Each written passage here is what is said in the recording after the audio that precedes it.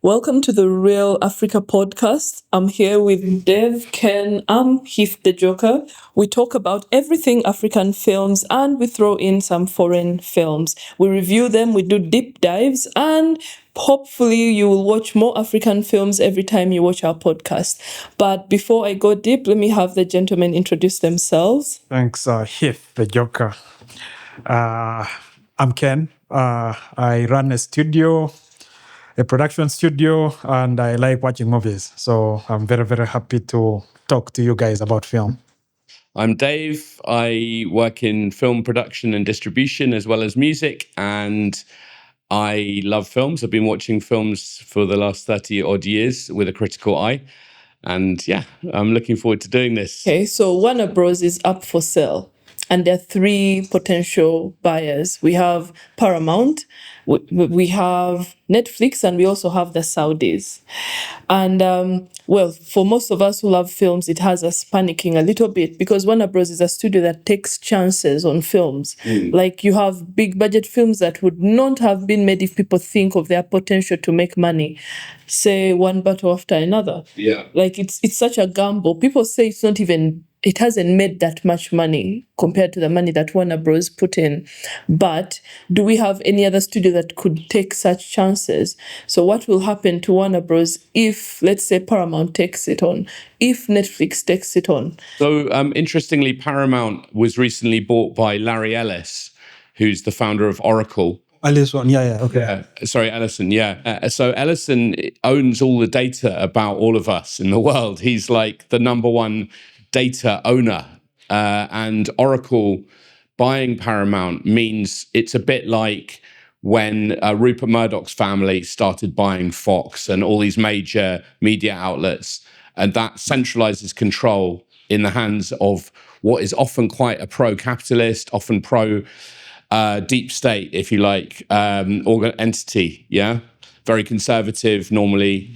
And his son, Larry Ellison's son, is a wannabe filmmaker, who made a kind of flopped World War I aviation movie. What he has done in Paramount already, what the shift that he has done, people are quitting, people are getting fired. Now, if that happens to Warner Bros., is James Gunn going to leave Warner Bros.? But often these guys are not necessarily, they don't necessarily have a clear ideology, but they're very much pro-money. And I think that actually ties in quite well with the first film we wanted to talk about, because One Battle After Another is about an anti-capitalist organization.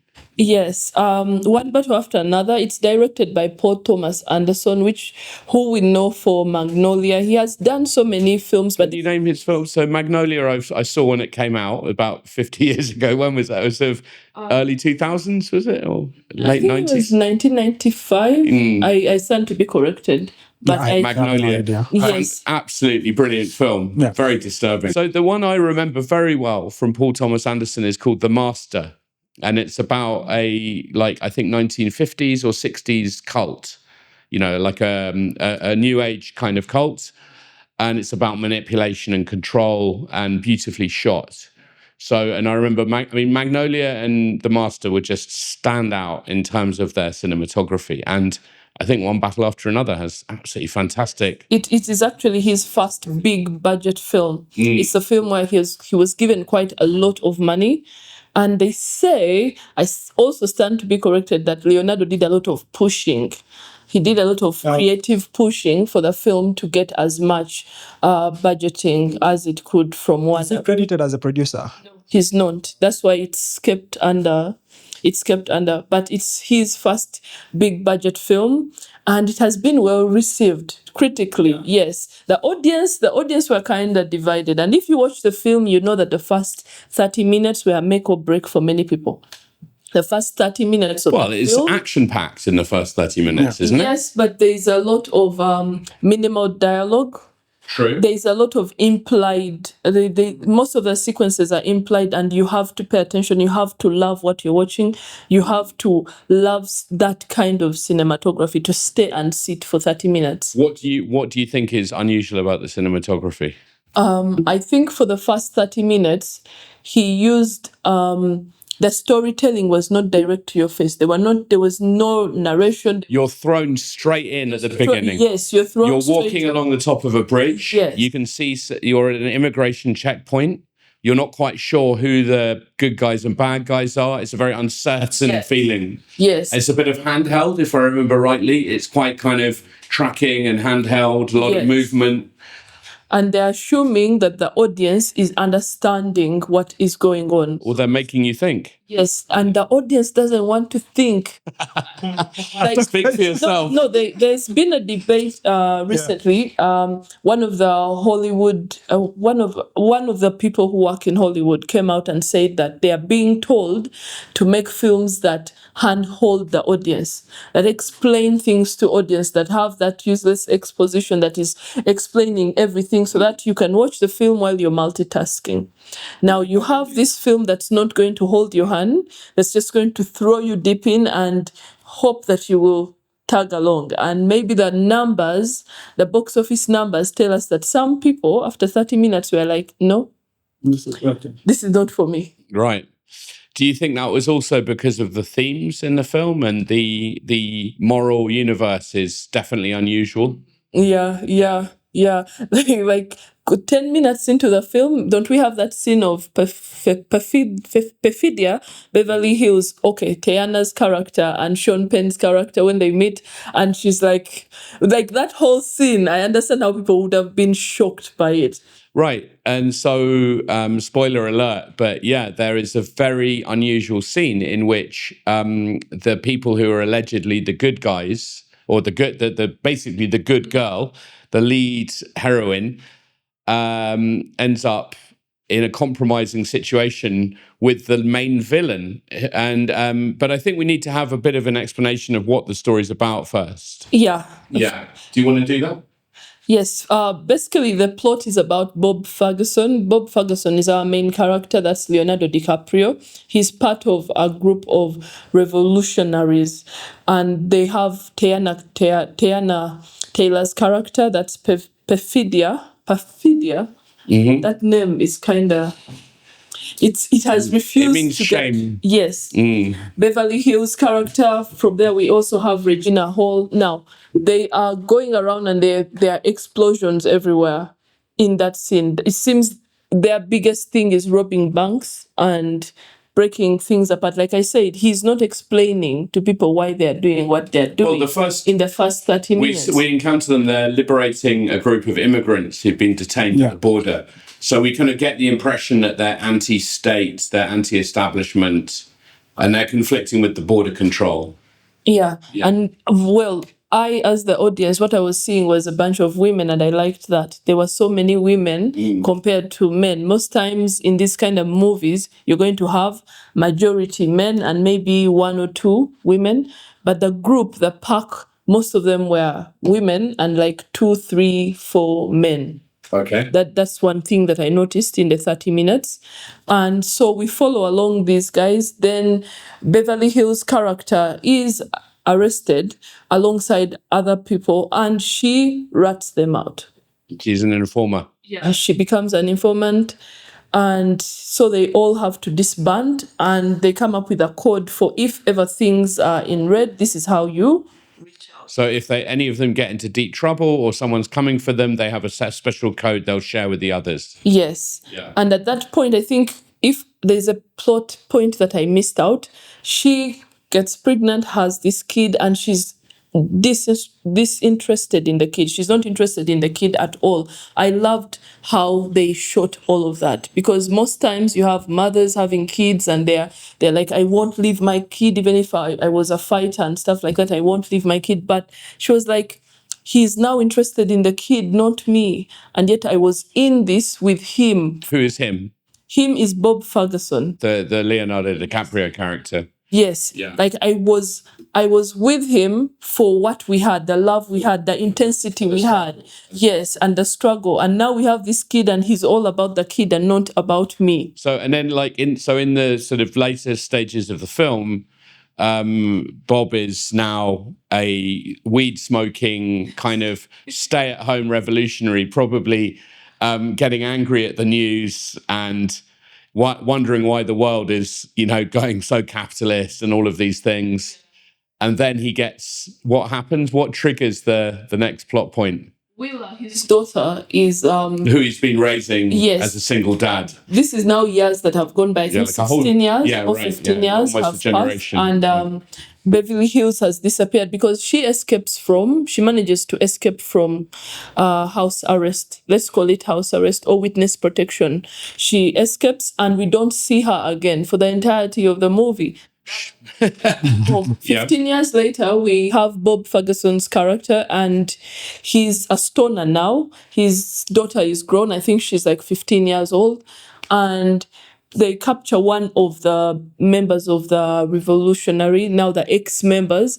And so remember they had a trigger code for if something is happening. Yeah. So that trigger is pulled, and now they all have to move. And the first thing is DeAndre, who's one of the revolutionaries, comes for Willa, and yes, comes for the daughter and takes her away. Now, our stoned person, Bob Ferguson, has no idea what's happening, and he gets a call and realizes, oh, this is that call. This is that call that I've been waiting for. Yeah. And he's too stoned to even come up with a method. I think over the years he had come up with a procedure of what to do in case this is done. But now imagine that call comes and you're high. Yeah, and also it's been like 15 years or whatever. Yeah, and he can't remember the password. They're calling him up. They're like, just tell us the password. He's like, I don't know what. He's like, it's me. I'm the leader of the group. Come on, guys. It's hilarious, that bit. Yeah. I think he acted it brilliantly. The middle-aged men stoned in the middle of a crisis. The film goes deeper because now he has to find his daughter. He gets help from Sergio, played by Benicio del Toro, who is in my... Like, he has 2 films this year that are like my top 10 films. I don't know if you watched The Phoenicians. No, I'm looking forward to it. But it's a Wes Anderson film that's also another 10 out of 10. Why are you saying another? Is this one a 10 out of 10? For me, this is one of a... It could be a 10 out of 10. When we're done dissecting it, it may be a 6. No, hold your position. Come on. Anyway, but yeah, I mean, I think that's enough plot. I mean, what did you? We were discussing earlier. How do we term these people, these heroes? They are heroes because they're the protagonists of the film. They're unmistakably heroes, yet they're using violence. They're very violent, and they're unafraid to make pragmatic decisions about like sacrificing a member and things like that. So how would you term them? I call them terrorists. Technically, they are, as you explained. But I think that the word then gets, I don't know if the opposite of vulgarized. The word's supposed, in my mind, okay, growing up, I was in P4 when 9/11 happened, right? That is when I started. Now we know word, his right? age. Yeah. Before that, the 70s were rebels. Connie was a rebel, right? A rebel. Yeah. So we got revolutionary, terrorist, rebel. Yeah, exactly. Freedom fighters. Yeah, we have freedom fighters and so on and so forth. Yeah. But what this did is it made Connie lesser evil, right? So when Osama, So when Osama hit. If it was him. Nowadays, you don't know what's true, right? When the World Trade Center was hit and what happened in New York, on 9/11, the word terrorist comes into the zeitgeist, and then rebel seems like those African guys who bother, who fight against African leaders, right? And we couldn't, it took a long time. Today, I think you could call Connie a terrorist, but it took quite a while for us to start looking at Connie as a terrorist, to look at Museveni, for example, as a terrorist, right? On his way into government. It's different. And so now if we start labeling these civil war agitations as well. If we start labeling them terrorists, we have to come up with a different word for the scope of violence that the Osamas bring. Because look, I think there's an important distinction, which is the word terrorist literally means, going back to the French Revolution, the idea of using fear and instilling fear of, normally of a violent death or abduction into a population. And in the French Revolution, it was state actors. So it was like Robespierre and these guys in charge of the government saying, we must terrify the kind of royalists in the population into obeying us, right? So that was state terror. And then like the reason bin Laden was called a terrorist, I think I'm not saying he is or he isn't, but the reason why was because he used fear to provoke the American government to action. So it's like attacking the Twin Towers wasn't a military strategic objective, because there's nothing in the Twin Towers that contained military, it wasn't like a military attack, but it was a maximum media impact attack designed to strike fear and awareness into the hearts of Americans, right? Are our heroes in One Battle, are they terrorists or are they more revolutionaries? They're trying to overturn the system. I think that's quite a good description. If you're going to make a violent movie, right? Yeah. So this is, again, I'm going to detour a bit, but if you watch The Irishman, right? I remember... Is it Scorsese film? It's Scorsese, right? Yes. I remember talking to people about The Irishman. It's performed by De Niro. And the whole story is, in the end, the daughter hates him, and you sort of feel sorry for him, right? But this is a guy who's painting houses. Painting houses is shooting people in the head and the blood splatters on the house, right? This is a terrorist, right? Really? Yeah, he is. I mean, for me, it's the same thing. Everything can be political to some extent, right? Because you're saying the gangster has his own political ideology. Yeah. In the end, what keeps the association working is there is a political ideology to it, right? So, okay, for me, that violence is still the same, right? But if you make a movie that makes me feel sorry for him at the end, right? Then you're saying I can go and biograph Osama and make a movie starting with him being beat by his father and trying to justify the story of him doing the 9/11, right? That is what I hated about that film. So people are like, oh my God, this is good. You mean you didn't feel sympathy for Robert De Niro? I did. I hated that I did. I hated that the film manipulated me to the extent that I'm now sympathizing with this guy. Psycho guy. Yeah. Yeah, like I'm seeing the human behind the psycho, right? That is what I'm saying, right? I think that... What's wrong with that? For the storyteller, right? For Scorsese, I think this is the New York he grew up in. This is the New York he wants to portray. But there's a thin line between sympathizing and admiring, right? So if another kid grows up on the streets and does that same thing, he can always look up to that character and be like, okay, yes, this guy understands me, right? So this guy is me. And okay, so interestingly, you've provoked me into thinking about two other films that we hopefully will review today. Thin Line, because you dropped that in accidentally, also looks at justifications for infidelity and for violence.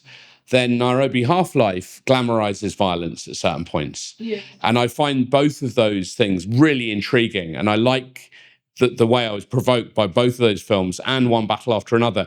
But curiously enough, out of the three of these, One Battle After Another probably has the most violent scenes, the most fight scenes. It has some very violent scenes, graphic on-screen violence, by the way. But at no point did I think, oh, that's really unpleasant what that person is doing to that person, like I did in the other movies, right? Why is that? Is that because we really sympathize with these sexy revolutionary characters? Why do we not feel that the violence is too much? Because it felt the scale of it was not as huge. Because what are we seeing? We're seeing Bob Ferguson's character pulling around something that's so small, and then there are explosives, but the scale of it is not that huge.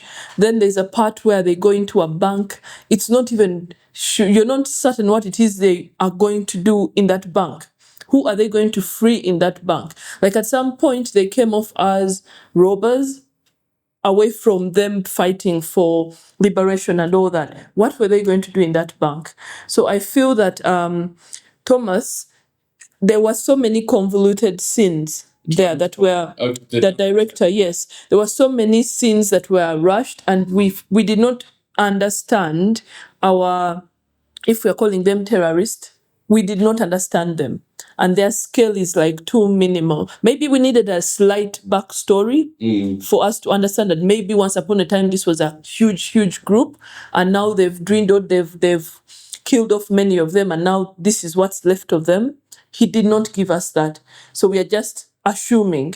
I have to say, I think that might be a generational thing, because I'm a bit older, and also I followed a lot of these left-wing movements, revolutionary rebel movements when I was younger, and I was interested in radical politics. And I think the closest approximation to they're called the French 75 in this film. The closest approximation was in the US in, I think it was the early 70s or the mid 70s. There was a group called the Weathermen, and the Weathermen based their name on a Bob Dylan song. And it was referencing a lyric which said something like, "Don't have to ask the weatherman to know which way the wind blows," meaning don't ask authorities. You judge for yourself which way the wind blows. So I see this movement as the French 75 clearly for Paul Thomas Anderson, who must be in his, I don't know, what, 70s now or something? He's of that generation. For him and people of my age, we're very aware of these kind of small cells of extreme radical left-wing revolutionaries, anti-capitalist guys with a kind of identity politics, as we would now call it, background. So some of them might be black, some of them might be more hippie counterculture, kind of intersexual liberation, so children of the 1960s cultural revolution that happened in the US. In Germany, you had the Baader-Meinhof gang, and there's an excellent film about the Baader-Meinhof gang. I mean, the left-wing people don't like it because they think it's Hollywood version, but for the popular imagination, it's very good. In Japan, there was also, I forget what they're called, but there was and then in Italy there was Brigada Rossa, the Red Brigade, right? So my point here is that this was a whole phenomenon in developed countries from the 60s onwards. Black Panthers, right, being one of the most famous. Okay, so for me, this is a film about that generation. Now, what happens to them 20 years later, or like closer to now? Yeah. And isn't that one battle after another, one generation of revolutionaries after another? Isn't kind of that's what the film's about? I get that sense. I get the sense that part of the film was to also portray that these guys, maybe the ideal definition of success is a world where the revolution continues forever, right? But okay, so this is when earlier when I was talking about like violence and how it's portrayed and why these words, words like terrorist, words like rebel, words like revolutionary, why sort of they make it a bit complex to understand or to sort of for me to appreciate a film like this. There is always the guys with hats. I think Steven Pinker calls them headless hats, right? The guys who move with their hats first. Always, it doesn't matter what they think is the right move to make to feel better. They're camped up as the left. And these guys are the ones who make that leftish revolution, which usually is portrayed in films as these guys don't actually know what they want, right? For me, that's the sense I got from the film. It's, okay, anti-abortion, okay, what if we get all that, then what, right? These guys, let the revolution keep going on. It's like, these are just kids who never grew up. They're just rebellious in the minds, right? And for me, when I saw that, I'm like, they're refusing to listen to. You feel Paul Thomas Anderson was almost taking a kind of establishment position that these are confused revolutionaries. Yes. Really? Yes. I got the opposite impression. Okay. Yeah. I saw it as quite a celebration of people who refuse to give up. And even though the struggle is kind of somehow unfocused. Yeah, exactly. What are they fighting for? Yeah, that's the thing. Okay, if we're talking about what are they fighting for, it is that in this movie, white people or people who they don't consider to be American are not allowed into that country. If you go further into the film, Lockjaw has to give up his position, or his position is on the brink of, like, he's going to lose his position in. Yeah, he's about to join a very elite underground group, and he's going to be refused to entry to that group if it's discovered he slept with a black woman and had a kid with a black woman. Yeah. So that the biggest undertone in the movie that we're not talking about is that it's about race. It's about race. If you look at all the guys who are on the revolutionary team, there are blacks, there are some Latinos, there are people who are not. I think it maybe in the film or at that time of the film, they do not want those people in America. They are considered as immigrants or non-American. Yeah, and they don't want them. And maybe that's the core of the fight. That's what they are fighting. Let's talk about, at least from my mind, how I've seen this transition of who is not American When I was, during the times of Tupac, when I started now paying attention to hip hop and so on and so forth, it almost felt like that's what those guys were saying, that you guys don't take us to be as American as you, right? Then I think later, after 9/11, it became the Arabs, the Muslims, America is, the Muslims will take over, the Muslims are so bad, and so on and so forth. And, I think I actually bought into the homophobia, it was maybe until university that I started to realize, oh, shit, this is actually real propaganda, right? I was really scared of like Muslims and stuff. Right. Yeah. And then, so now... You mean you thought that all Muslims were homophobic or something? No. I thought... No, not homophobic. I thought Muslims are capable of murdering you. Islamophobia. Islamophobia, sorry. Yes. Islamophobia, sorry. So, that is the transition. Then, now today, it's being cooked up, which is to some extent scary. It could go anti-Semitic. It could go anti-Indian. It could go anti-China. There is always the sort of America, at least from the news, and it doesn't matter the left or the right, it's portraying itself as, it doesn't want to have a name. So I think America, the vision is to be the place where the excellent people, whatever their merit thing is, come and converge, right? So if you're very good at sports, America is your home, maybe apart from soccer.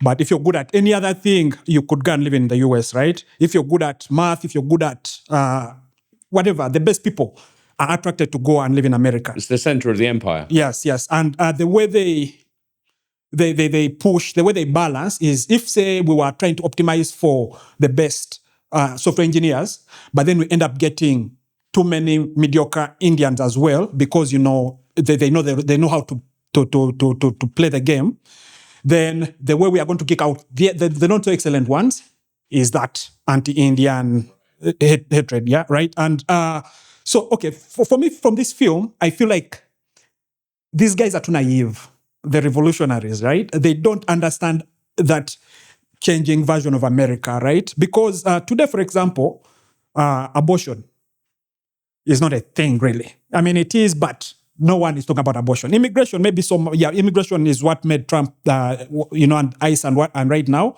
But I would have thought that if you're going to make a leftist movie today, you cannot look away from Israel. You cannot look away from Ukraine. So I don't. Now, this conversation is helpful for me because I feel like you've really brought out what the film is and isn't about.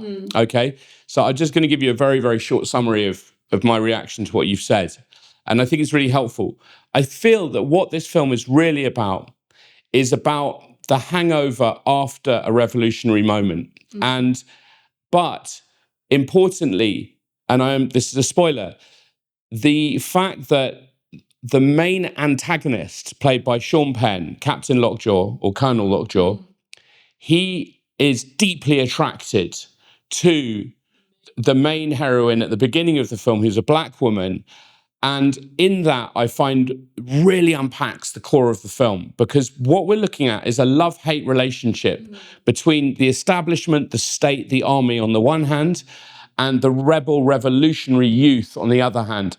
And they're locked into a relationship together of give and take, of blow after blow, arrests and liberations, and then the sexual encounter, which takes that dynamic onto the most intimate level, where the female leader of the group has sex and seduces the head of the military operation.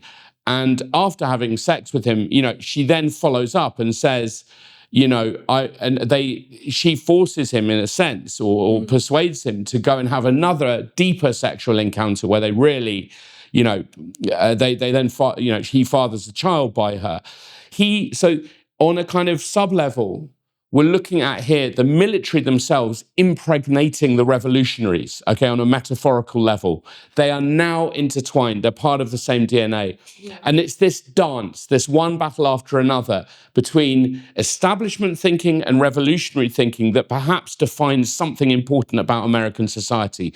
It's that dialogue. It's the two parties, if you like, but it's not the Democrats and the Republicans. It's the forces of conservatism and the forces of revolutionary thinking. I see. So there we go. Sorry. I think that's also a bit more clarifying. Would you consider this film anti-white? Not at all. Okay. This is why I ask, right? Yeah. So the white people, apart from Leonardo, Yeah. which I think is convenient that is leading the Revolutionary. the revolution. Yeah. But the white people that are shown, Yeah. again, are gimmicks of people, right? So we have the canon stereotypes. himself. No, not even stereotypes, because they're not really stereotypes of anything, right? No. So we have the canon himself, who is... Do you mean by gimmick? You mean they're kind of caricatures, or they're overplayed somehow? Yes, they're overplayed. Oh, I mean, God, Sean Penn, completely hams it up. Yes. Yeah, but even when we start seeing what he actually wants, in the end, because I think his life finds a balance. The what's her name? Beverly Hills, right? The girl, Perfidia, yeah. When she gets out of when she gets out of the movie, basically, he kind of maybe settles back into his command and whatever he was doing. But then the next calling he has in his life, right? These guys are like, like the typical, like, normal racist, like people we've heard of, like, we won't let you into our club. Yeah, so this is he tries to join this secret society affiliated with the military that's supposed to sort of carry out is it extreme political moves to get rid of immigrants and political assassinations. So they're like a revolutionary group within the government that's pro-white, Aryan Nation, Ku Klux Klan, and he's not allowed to join them because he's fathered a black child. That's the okay. Again, when I so that's the anti-white thing. When I look at that, right, compared to what power is in the US today, then I think, again, that's why for me it seems a bit naive, because US power today is not white, right? It isn't. And we still have I think maybe the British image of like the white people are superior and people overplaying the card. Maybe, the revolutions, obviously for them, they should play the card because they've been subjected. If you're part of like a black movement or whatever, I think you can play the black guy, the white people playing that supremacist card. I think... Well, in this film, they're there, as you say. Yeah, but the thing is, why don't you portray the establishment with more dimensions? Because today the establishment is it's not mostly, but it has... it's not clearly racially defined. Yes, and the establishment is not actually optimizing anymore for racial purity. I see what you mean. Right? Yeah. So when that came in, and that was important for him to join, because that makes the rest of the other half of the movie, right? The half of the movie is just to go and kill. But hang on. Yes. So I'm also unclear about the timeline of the film, because let's say that the latter half of the film is set sort of around now. Is that right? I mean, I'm not sure. But then, so 15 or 16 years ago, which is the first part of the film, would then be like, what, in the kind of early 2000s or something like that. Is that right? Or it's not really clear, is it? Yeah. But does that matter? Maybe not. It doesn't. Maybe now we have to look for the book that the film is loosely based on, which is Vinland. Maybe we have to look for the book. The book is called Vinland. It's by Thomas. Yes. So, okay. My point was that if you're going to make a movie that travels in time, the villain in time has to change, right? So today, the reason Trump is president in the US today is because he made white people victims, right? He made them feel like the country has forgotten about them, like the new black people, sort of, that was his entire campaign, right? And today, if you're going to make a movie that says the establishment looks like this 16 years ago, it can't look the same way. So this is why I was asking about timelines, because if the second half of the film, which has this Christmas adventurers, the secret Aryan society, if it was set in, let's say, the 90s, the second part of the film, and then the earlier part of the film is, say, set in the kind of, late 70s, early 80s or something like that, right?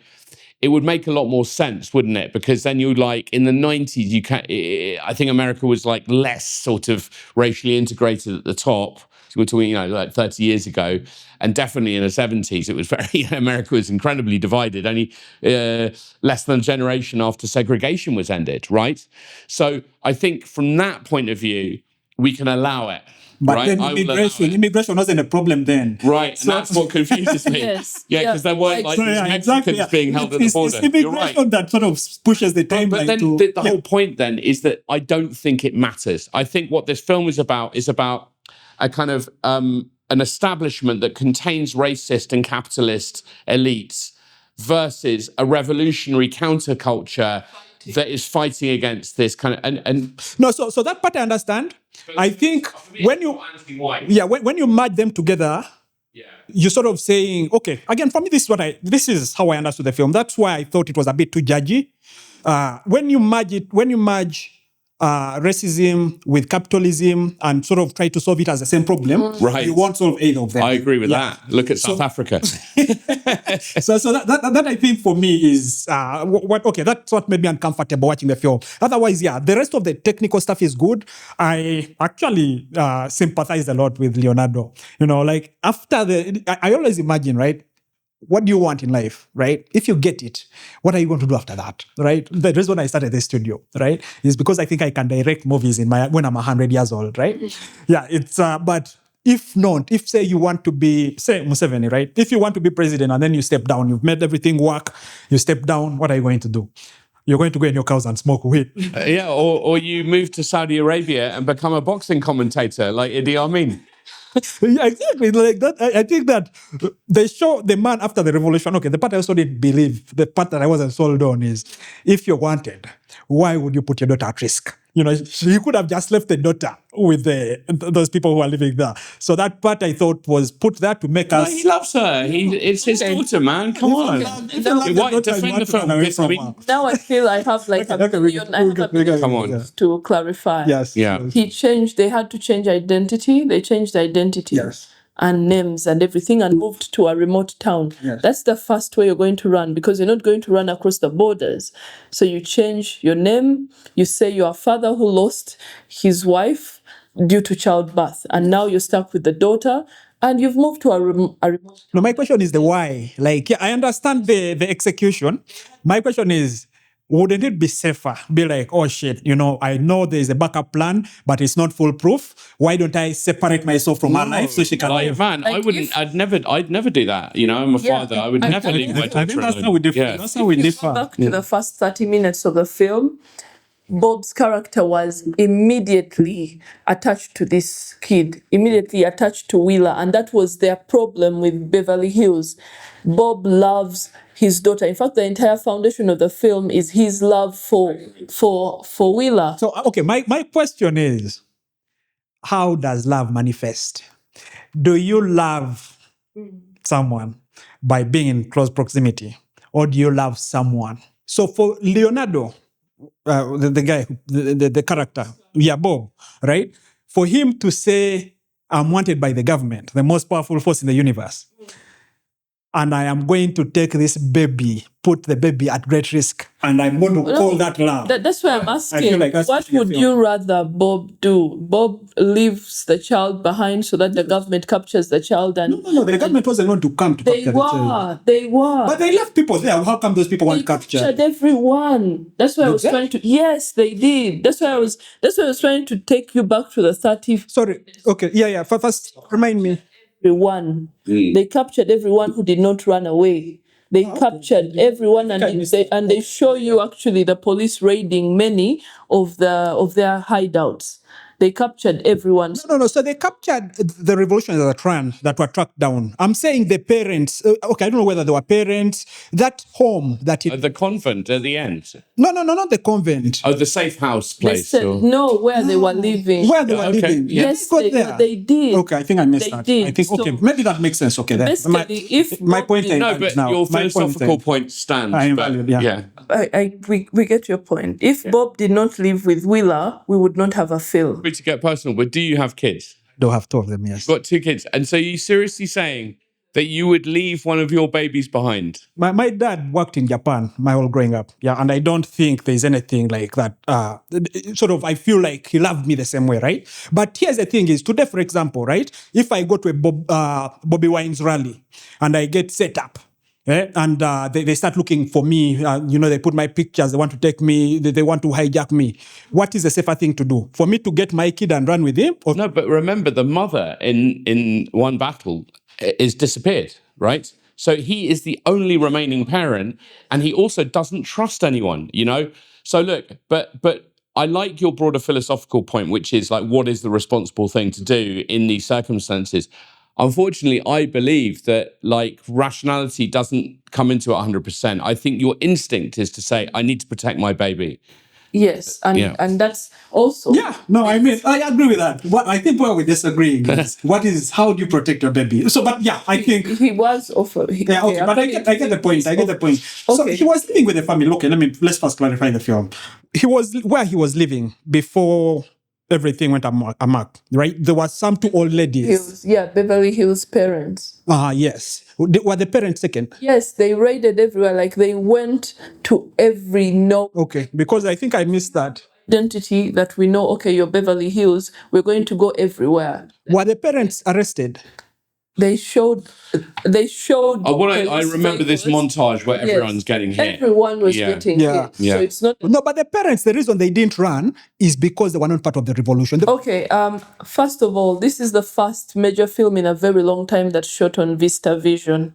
That's the 35mm cameras. So there's a scene that I want you to remember. This scene where Sergio is driving Bob, and the way it was shot is like, if I tell you that this film is a 10 out of 10, this is the one scene that I'm going to go to, that I need you to remember. So they're driving, Sergio and Bob, they're driving to find Willa, but now Bob has to abandon the car. Just think of that scene. It took like 5-6 minutes.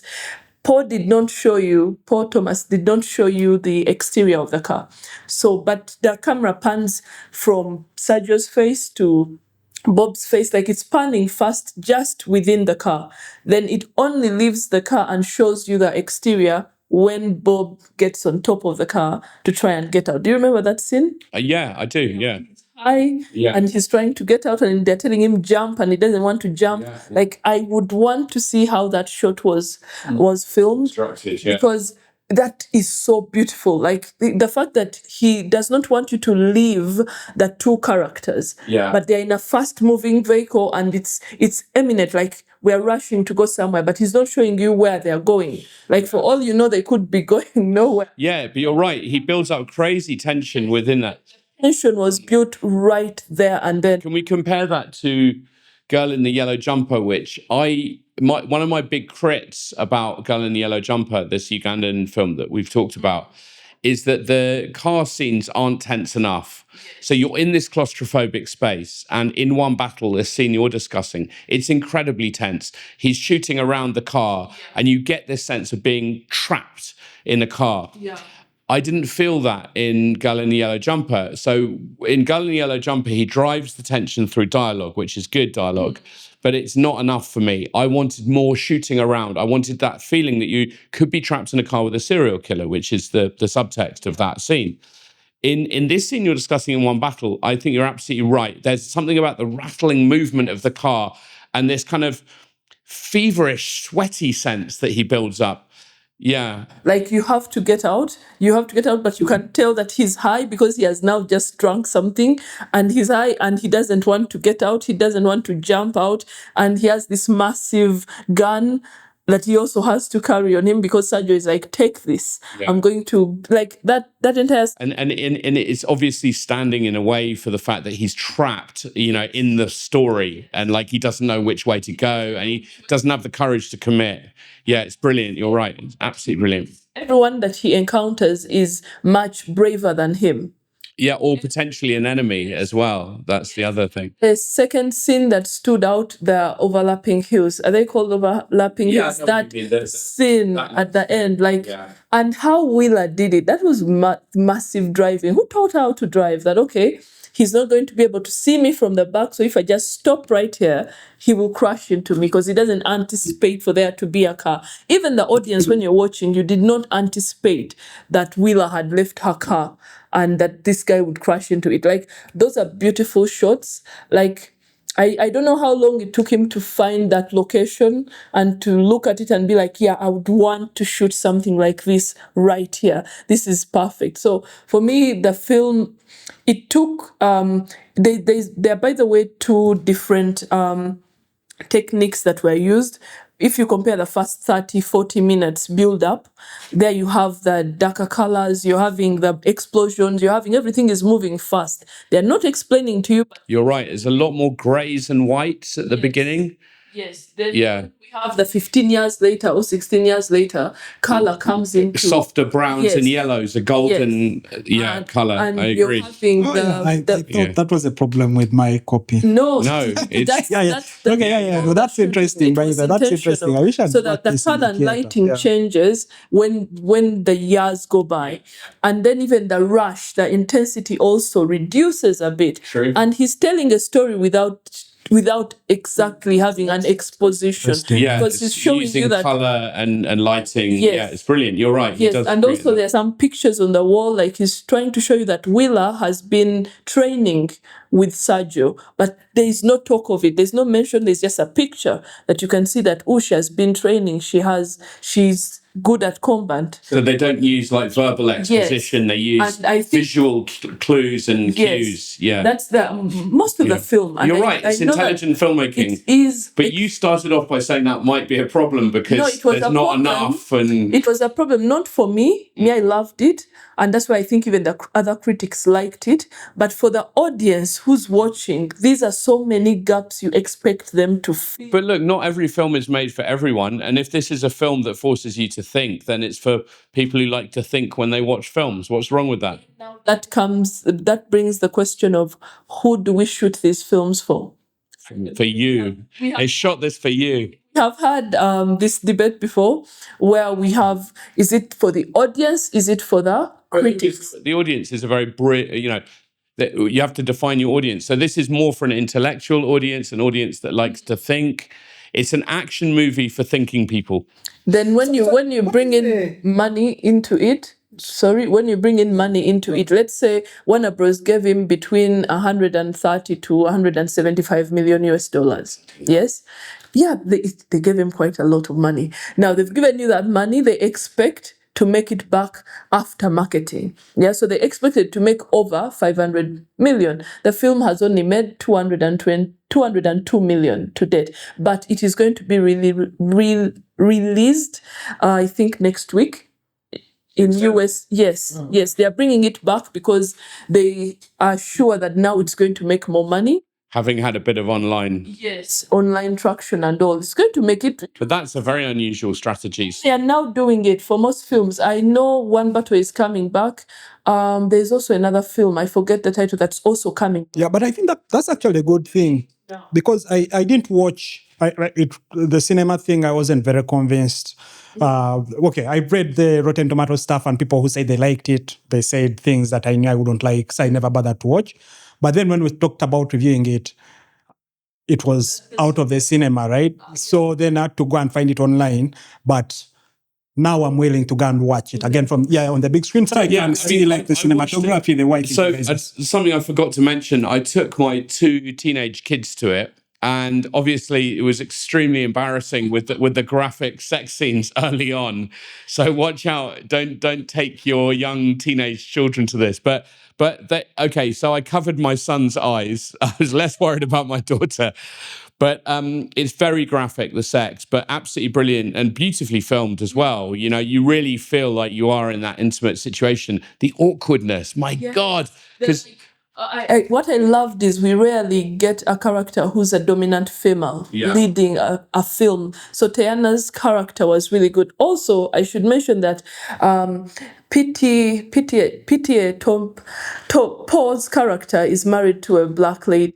Okay. Wait, hang on.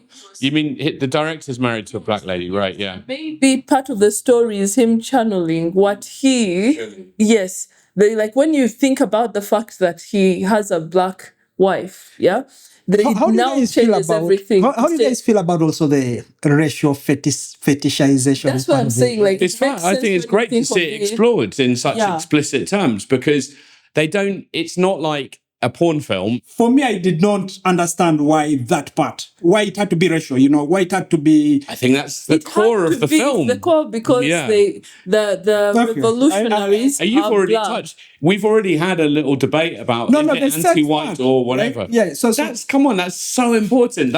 Okay, so if we imagine this is not a rebel movement called French 75, imagine it's the Black Panthers, right? Imagine a female leader of the Black Panthers, and they had many prominent females, does, seduces a Ku Klux Klan member. That's an awesome plot right there. That's what this film is. Yeah, it's about, as I was trying to argue earlier, about this weird twisted strand of DNA that's American politics, which is establishment and revolutionary in one. And that's what this film is about for me. So the other question I have is, why didn't she kill the colonel? Because this is the whole point. She loves him. No, they're embedded in each other. The revolution and the establishment are part of the same DNA, I think. Okay. And it's, in fact, I think maybe that's too much for me to understand. Seducing him. No, okay. Sex in this plot, in this story, is a conquest. She conquers him. She reveals that the white racist actually desires the black. Yes. Yeah. So is he racist at that point? Of course he is. Explicitly. He is. Before, when they meet, we don't know that he's racist, right? No, he is. Okay, He wants to join a secret racist society. So I'm saying this is at the end. So at the end, he doesn't even know that that's a requirement, that the secret, the Christmas thing is. No, he has to cover it up, doesn't he?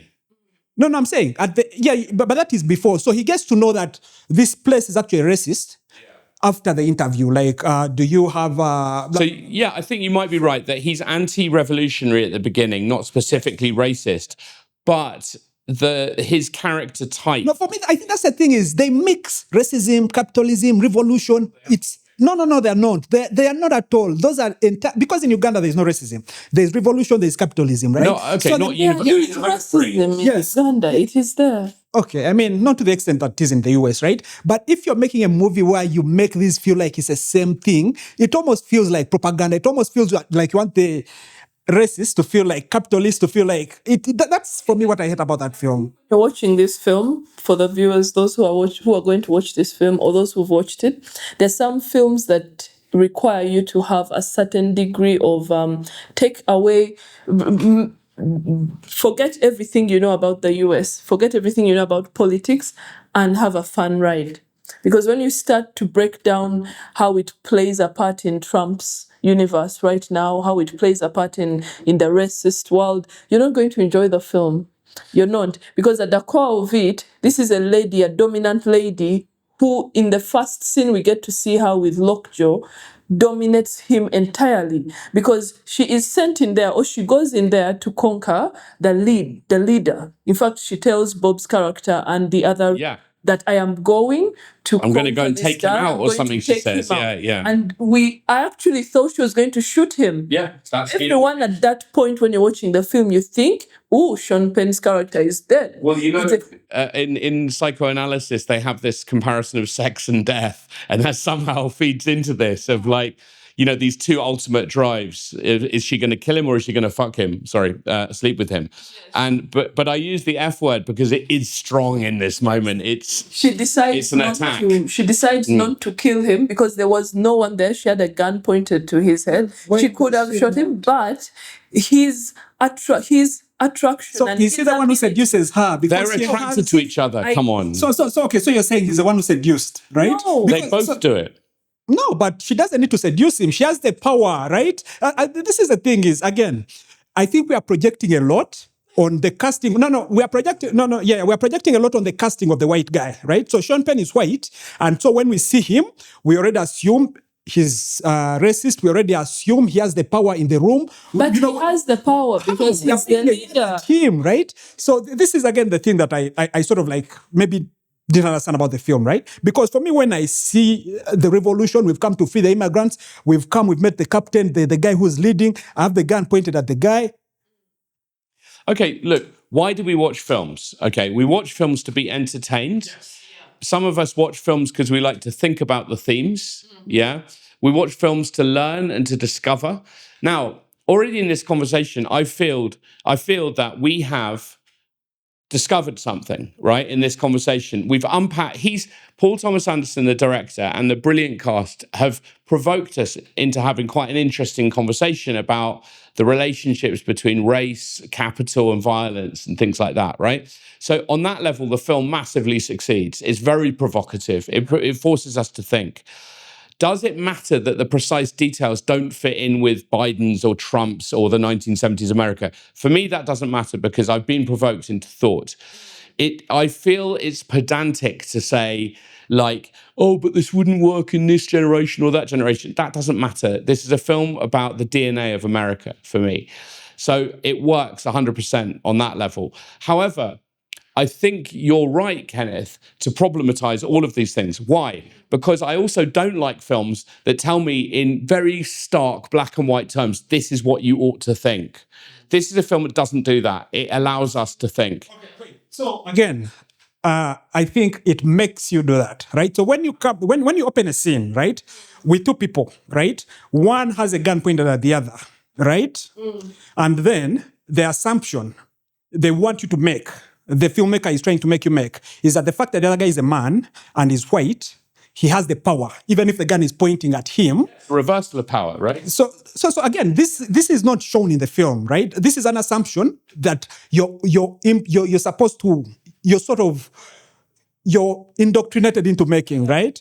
The idea is, okay, for me, why I don't get sold is, unless you're saying that Sean Penn seduced the lady, which actually should be for me more sellable now that I think about it. Maybe that's what the director was trying to do. When she goes to kill him, or whatever the revolution, to conquer him, and then she's frozen, she can't shoot him. I think the guy even has a boner. Maybe it's him doing the seduction, right? Explain that scene. Let me explain that scene again for you. Domination is really... She's woman-shaming. Yes, I am. Domination is pretty sexy. She was probably meant to shoot him, but when she told him to get it up, because that's what she said, get it up, and he actually did. Let me tell you, domination is extremely sexy. When you tell a man what to do and he does it, that creates a bond. That's when their bond was birthed. That's when they felt something like, yeah, maybe she was meant to shoot him, but the fact that she told him get it up, so that so he's doing the seduction, in other words. Just kind of, because let's say Sean Penn's character is the sub in this character, in this sense. He's the sub and Tayana gave him instruction and he followed, and that's sexy. And there she cannot kill him then. Okay, I agree. Okay, no, that part I actually agree. But that part, it was so clever. It was so. This is what I feel like clever. I feel like we spoiled it, but it was so shocking. And to my kids, teenage kids watching that, my son was so confused. He was like, "What? Do adults do this?" But I found it so sexy. And it's so daring for Anderson to do that in the first 30 minutes. Yes, like that is so. Like most times we see it in the reverse. We'll see a guy walk in and tell a lady what to do. We have seen that in so many films, and it's nothing to talk about. But in this case, a black, strong lead walks in and tells a man, get it up. And he does, with lust in his eyes. And this is a lady he hates so much because... But that's also an assumption we are forced to make. Why are we saying... He is the head of a military unit that is trying to track down and destroy this revolutionary group. No, not at that point. Again, we are reading the future of the film. So in the beginning of the film, he's just a guy at the border. Right? He's just a guy doing his job at the border. He was the head. No, come on. The film starts with them attacking the border. So where Kenneth is half right, yes. At that point, it's kind of like... I think he is a senior military figure. They're fighting the military, so he hasn't yet become their nemesis. Yes. In a sense, that is the moment in which he does... Exactly, yes. So the film begins, again, if we start projecting hate and what on him, because they've just shown us a white face, then that is propaganda, right? What we have is a civil servant and an army man, right? So wait, let me tell you how the film actually starts. This is how it starts. No. Let me first finish, right? Let me first finish. We start with an army man guarding the border, right? He's not an army man. An army This was commander. his unit. This was his unit that they were taking out. That He was happened responsible. after the film. No, not He's after. called. At the start, Shall I I look it need up? you to. I need you to rewatch the film. No. That's why There's they no- were taking out everyone else, and they said, "What about the boss? What about the top guy?" And she said, "I'm going to go there.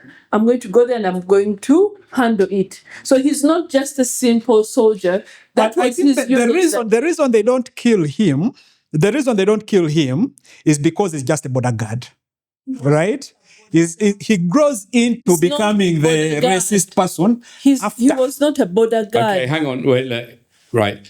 While breaking out detained immigrants from the detention center, Perfidia sexually humiliates the commanding officer, Stephen Lockjaw, who begins lusting after her. Yeah? Pat and Perfidia, so that's the one who seduces him. Pat is the hero? Yeah? Yeah. Become lovers, blah, blah, blah. When Lockjaw catches Perfidia planting a bomb, he releases her after she agrees. So he's the head of the at the beginning, yeah. And then he later in life tries, encounters them again, and he's already fought them. So look, I mean, I think in a sense it's an irrelevant argument that No. That is the core. The core of the film doesn't make any sense. The core of the film is this guy is white, so he's supposed to be racist. He's supposed to be. But that is the core of the film. It's a fair assumption. No. It's not an assumption. It is the core of the actual film. It is the core of the film. What for me? It's a hate film. Now that I've thought about it. We are not watching one battle after another again. We can. Whether he's really racist or not, he is the head of a unit that is dealing with immigrants, right? So his institution implicitly is anti-immigration, right? Or is controlling immigration, yeah? Then a second generation immigrant controls him. That's the point, right? Okay, I think we can move on to the next Power one, dynamics. Right? I feel like we've exhausted this one. Okay, so let's rate okay. it. Let's rate it. all right. Let's rate the film. It. For me, this is an 8 out of 10. Only 8 for you. I thought you loved it. All right. I've convinced her to take the 2 off. I've done a good job.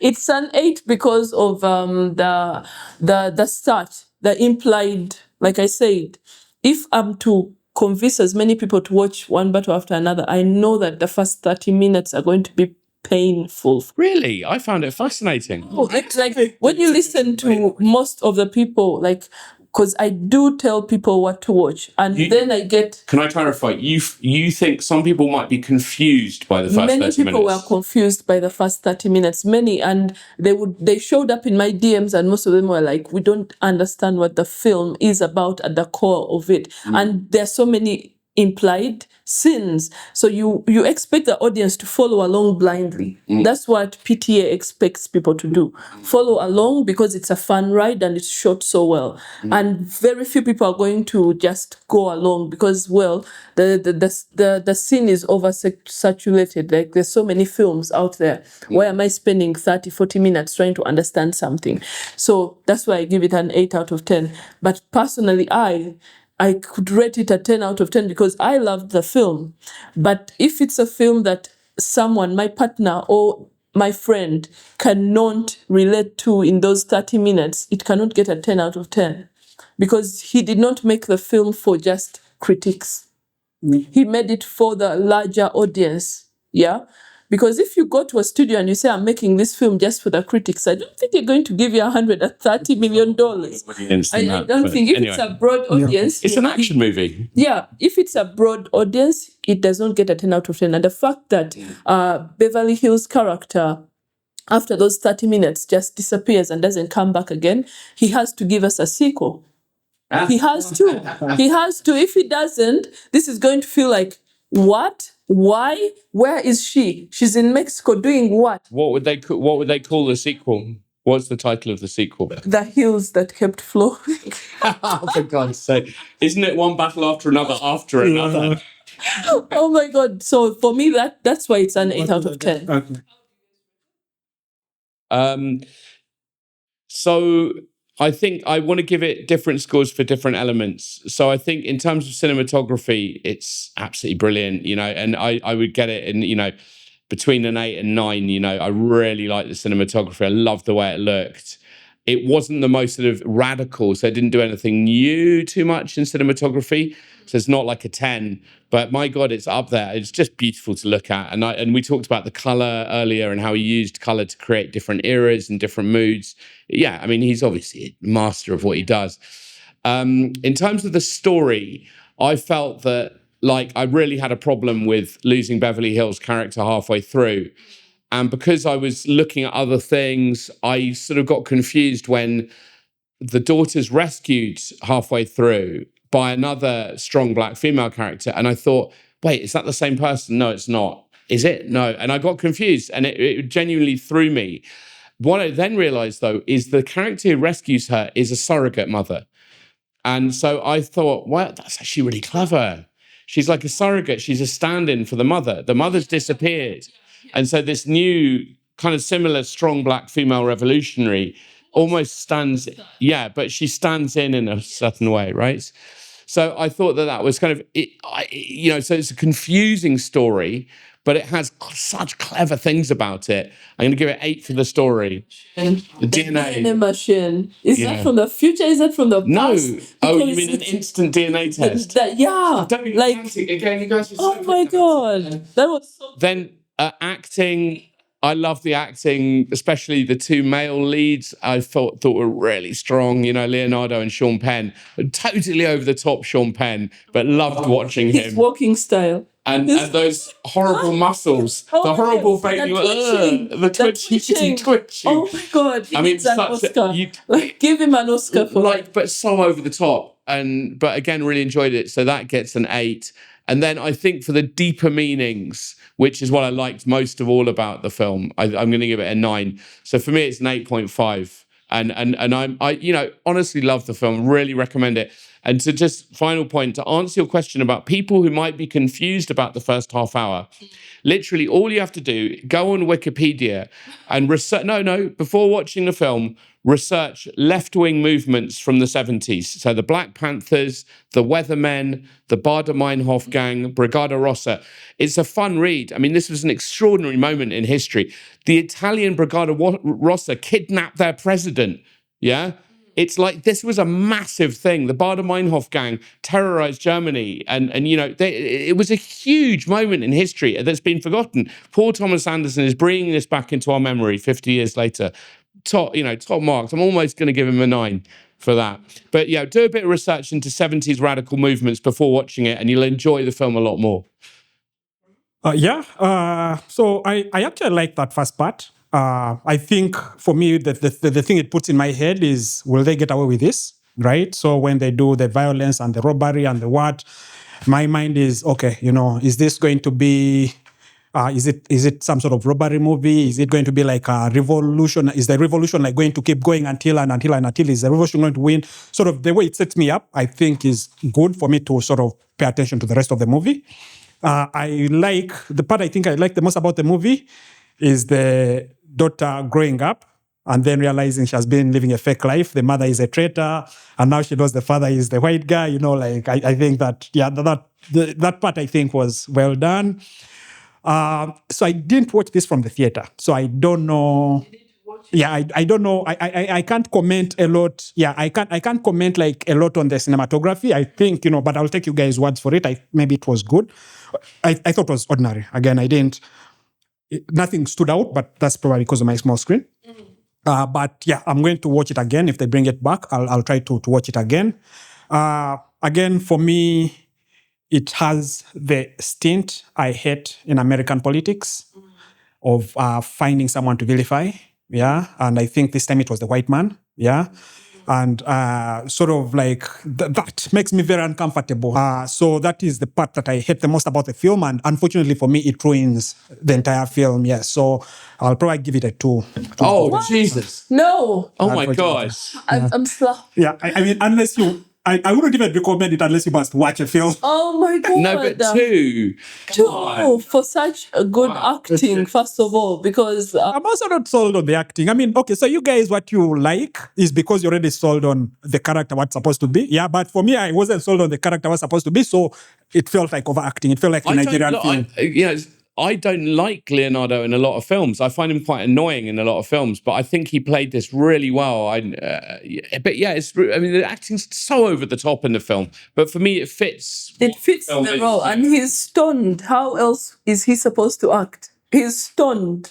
No. I think Leonardo was okay. He's really convincing as a dad. As a dad, he reminded me of me. Oh, his relationship with Willa, and when they meet at the end, like no questions asked, just come here, baby girl. Just like honestly, for me, this is a good movie. It's in the top 10 of the year. I will repeat. Yeah, I also like that scene where Willa refuses to take the gun off. Like now she questions everything. She's like, tell me the goddamn words of the revolution. Who are you? Tell me, who are you? That was also nice. That was nice. About generations. We don't really know who our parents were. Yes. We discover that throughout our lives. Oh, and also the fact that Bob does not know that Willa isn't his daughter, and Willa isn't going to So that part was Willa good. isn't going to Two. That was good.